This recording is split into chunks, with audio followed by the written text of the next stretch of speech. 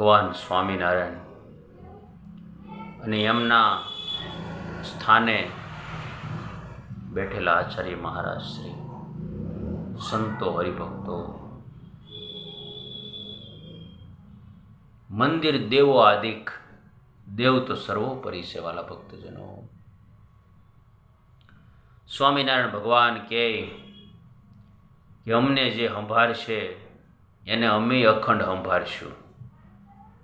બોલો, કેવો ભગવાને ભક્તોને કોલ આપી દીધો કે અમને જે સંભાળશે એને અમે અખંડ સંભાળશું. તો આપણે ડબલ નફોક નહીં.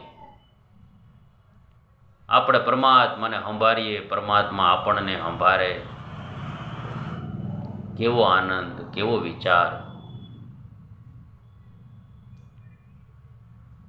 પછી પ્રભુ પ્રગટ થઈ આવ્યા, પછી આવ્યા ધોલે રે ધામ. મહારાજ ધોલેરા પધાર્યા, સંતો ભક્તોને રસોઈ બનાવડાવી, હાથે પીરસી અને ગઢપુર જવાનું પ્રયાણ કર્યું. શું એ ભક્તોનો પ્રેમ, તાડ તડકો, રાત્રિ દિવસ, કોઈ ભક્તજનોને કોઈ થાક ન લાગે.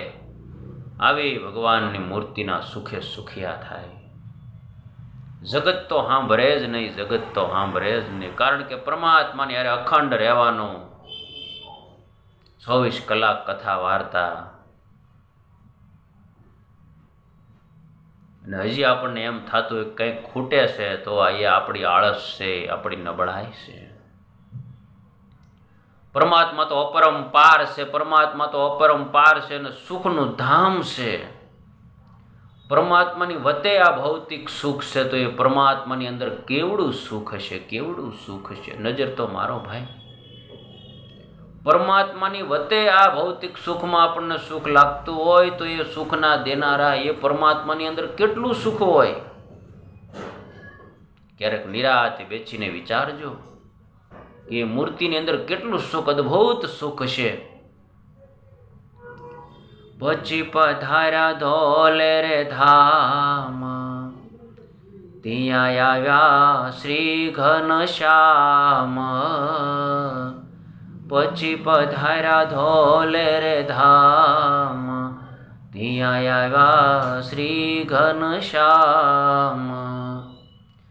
એક બ્રાહ્મણ વાલો ભક્ત હતી અને કાવે અમારું કુળ, અને કાવે અમારું કુળ.